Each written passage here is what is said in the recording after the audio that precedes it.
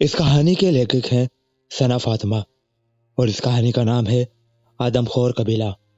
بسم اللہ الرحمن الرحیم۔ روہیل ڈال کے معزز ناظرین، تو چلیے بڑھتے ہیں آج کی کہانی کی طرف۔ میری زندگی کے یہ ناقابل فراموش لمحات اس وقت سے ہیں جو وقت میں نے ساہو کے قبیلے میں گزارا۔ ایسا لگتا ہے جیسے یہ کل کی ہی بات ہو۔ جب بھی ان کو یاد کرتا ہوں تو وہ خوفناک لمحات میری آنکھوں کے سامنے ایسے نمودار ہوتے ہیں جیسے میں ابھی بھی انہی میں گھرا ہوا ہوں۔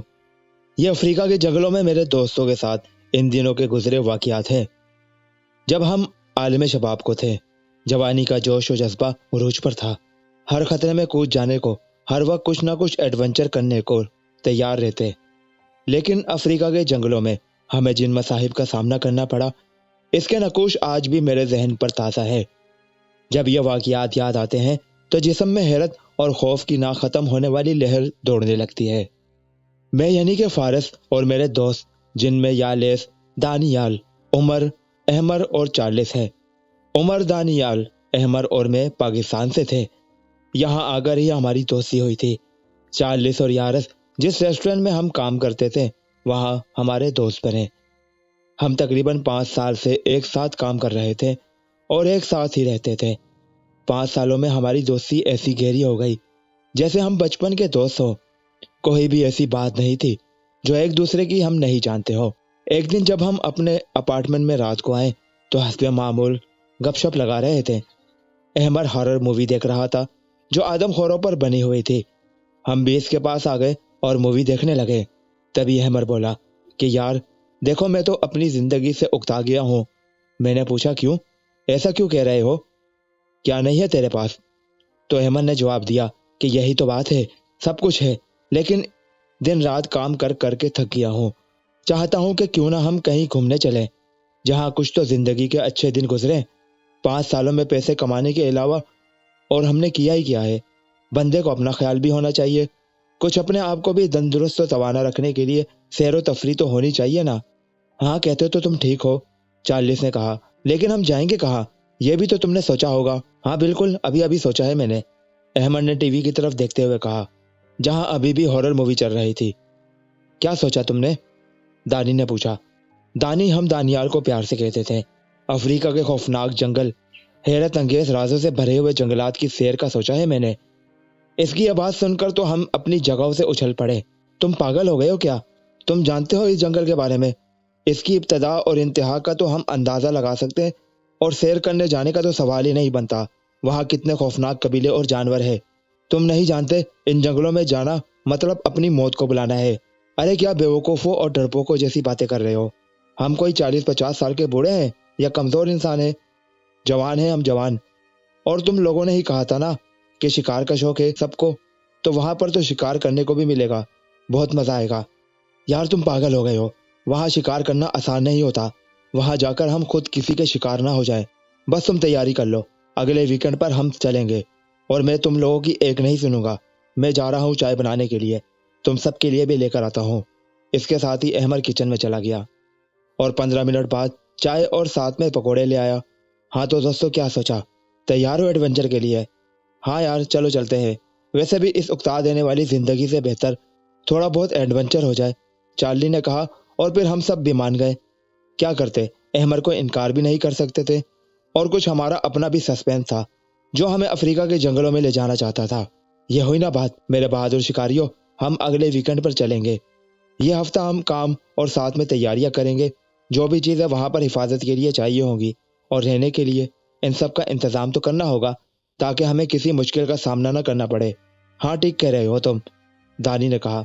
اور پھر دیکھتے ہی دیکھتے وہ دن آ گیا جس دن کا ہم نے سیر و تفریح کا پروگرام بنایا تھا۔ سب تیاری ہو چکی ہے تو نیچے آ جاؤ، میں گاڑی اسٹارٹ کرتا ہوں۔ چارلی یہ بولتا ہوا نیچے چلا گیا اور ہم سب نے اپنا اپنا بیگ اٹھایا اور حفاظت کے لیے جو کچھ کام آنا تھا وہ اوزار لیے اور گاڑی کی طرف بڑھنے لگے، جہاں چارلی مسلسل ہارن بجا بجا کر ہمیں جلدی آنے کا کہہ رہا تھا۔ جب ہم لوگ اپارٹمنٹ سے نکلے اس وقت دن کے 12 بجے کا ٹائم تھا۔ ٹھیک 12:15 پر ہم نے اپنا سفر اسٹارٹ کیا۔ گاڑی تیزی سے آگے ہی آگے بڑھتی جا رہی تھی، ہر چیز کو پیچھے چھوڑتی جا رہی تھی۔ گھر، مکان، گلیاں، بازار، یہ سب کچھ ایسے عبور کرتے جا رہی تھی جیسے کوئی ہوا کے جھونکے ہو۔ جو بات سے گزر رہے ہو۔ میرے سب دوست خوش تھے، خاص کر احمر، اس کی تو دلی خواہش پوری ہو رہی تھی، لیکن مجھے ایک عجیب سی پریشانی ہو رہی تھی۔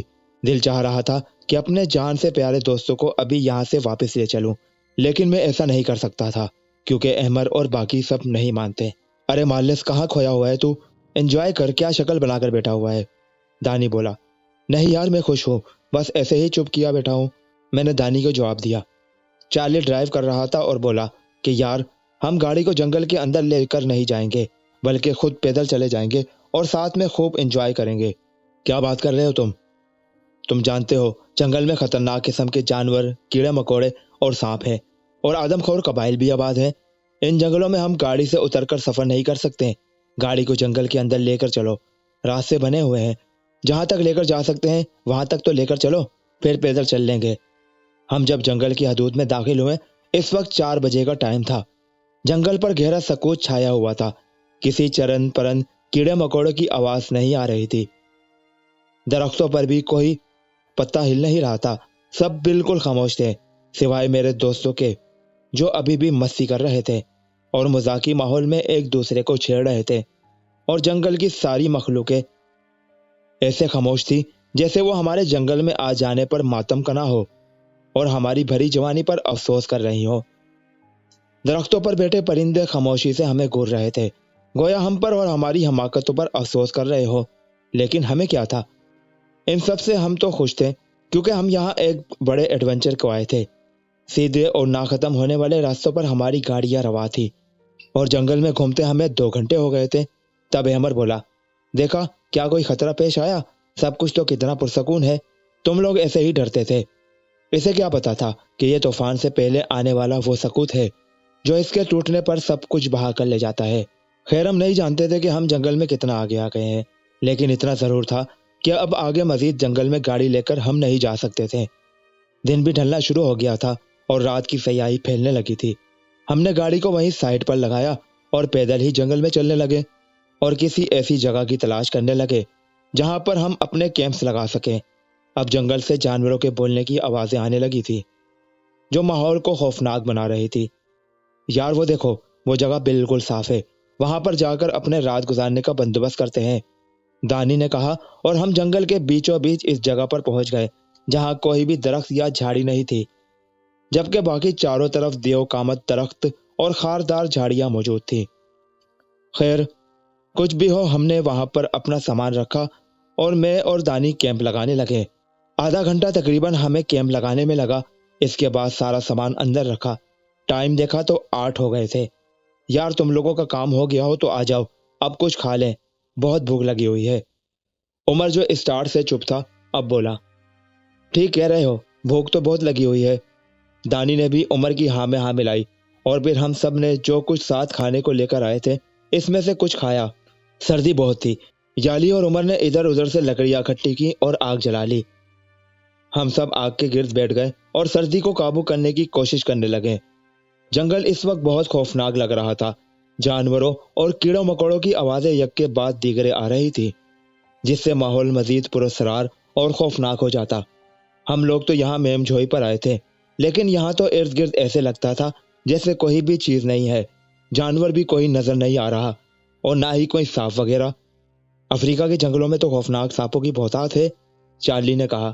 ہاں تم ٹھیک کہہ رہے ہو، میں نے اس بات کو محسوس کیا ہے، دانی نے کہا۔ ارے یار ٹھیک ہے نا، رات سکون سے گزر جائے گی۔ تم لوگوں نے کیا رات کو جانوروں سے اپنا استقبال کروانا ہے؟ اور کیڑے مکوڑوں سے اگر اتنے اداس ہو تو صبح ڈھونڈیں گے، تم لوگوں کی ملاقات کروا دیں گے، احمد نے کہا، اور ساتھ ہی سب ہنسنے لگے۔ احمد ٹھیک کہہ رہا ہے، صبح ڈھونڈیں گے مل کر ان سب کو جو ہمارے آنے پر چھپ گئے تھے۔ فی الحال ابھی سو جائیں، کافی ٹائم ہو گیا، صبح مزید آگے چلیں گے اور شکار بھی کریں گے۔ ہاں ٹھیک ہے، ویسے بھی بہت تھک گئے ہیں، چارلی نے کہا کہ ہم لوگ جنگل میں ہیں، اس لیے اگر سب سو گئے تو اگر کوئی خطرہ ہوا تو ہمیں کیسے پتہ چلے گا؟ میں نے سب سے کہا، ہاں یار ٹھیک کہہ رہے ہو، اس کے لیے ہم 2-2 کر کے سوئیں گے اور 2 پہرا دیں گے۔ احمد نے کہا کہ ابھی 10 بج رہے ہیں، 10 بجے سے 2 بجے تک عمر اور یاری پہرا دیں گے، پھر میں اور چارلی صبح تک پہرا دیں گے۔ ایسے ہم جتنے روز رہیں گے اپنی حفاظت کا خیال رکھیں گے، کسی بھی قسم کی کوئی غلطی نہیں ہونی چاہیے۔ اور پھر سب سونے چلے گئے۔ عمر اور یالی باہر آگ کے پاس بیٹھ گئے اور آپس میں باتیں کرنے لگے۔ ابھی انہیں پہرا دیے 2 گھنٹے بھی مشکل سے گزرے ہوں گے کہ قریب جھاڑیوں سے سرسراہٹ کی آوازیں آنے لگی۔ یالی اور عمر چوکنا ہو گئے، کیونکہ اس علاقے میں جانور نام کی کوئی بھی چیز ابھی تک ہم نے نہیں دیکھی تھی۔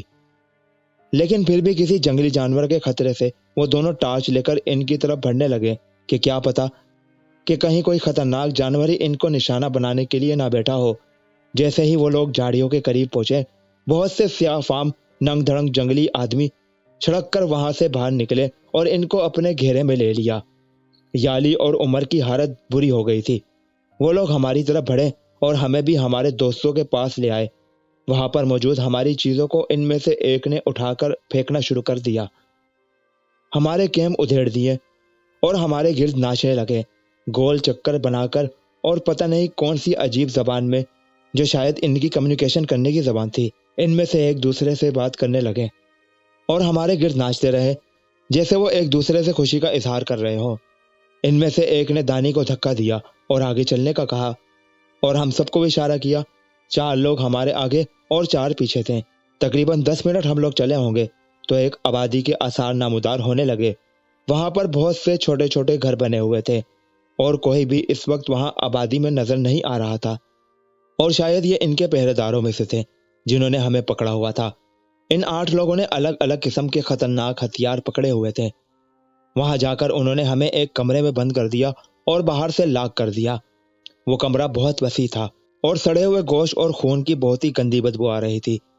ہماری حالت بہت زیادہ خراب ہو گئی تھی۔ کمرے میں چاروں طرف کھڑکیاں تھیں جن میں مضبوط لوہے کی سلاخیں لگی ہوئی تھیں، جو کہ عام انسان کے توڑنے یا اکھاڑنے سے باہر تھیں۔ کمرے میں مکمل اندھیرا تھا، جس کی وجہ سے کچھ بھی نظر نہیں آ رہا تھا۔ ایک دوسرے سے بات کرنے کی بھی ہمت نہیں ہو رہی تھی۔ پتہ نہیں ہمارا کیا انجام ہونے والا تھا۔ وہ جنگلی باہر ہی دروازے پر کھڑے تھے اور اپنی مقامی زبان میں باتیں کر رہے تھے۔ میرے سامنے جنگلیوں کی دکھائی ہوئی وہ مووی گھومنے لگی جو احمد اس دن دیکھ رہا تھا، اور اسے دیکھ کر ہی اسے جنگل میں سیر و تفریح کرنے کا خیال آیا تھا۔ پر مووی میں تو ہم نے دیکھا تھا کہ یہ لوگ انسانی گوشت کو چیر پار کر رکھ دیتے ہیں، تو پھر کیا ہمارے ساتھ بھی یہی ہونے والا تھا؟ یہ سوچ کر ہی میرے رونگٹے کھڑے ہو گئے۔ ہم لوگ اس وقت آدم خور وحشیوں کی قید میں تھے اور کچھ بھی کرنے سے قاصر تھے۔ یہ تھا اس کہانی کا پہلا پارٹ۔ اگلا اور آخری پارٹ میں ہم جان سکیں گے کہ ان دوستوں کے ساتھ ان وحشیوں آدم خوروں نے کیا کیا۔ اگلے پارٹ کے ساتھ ملاقات ہوگی۔ اللہ حافظ۔ پاکستان زندہ باد۔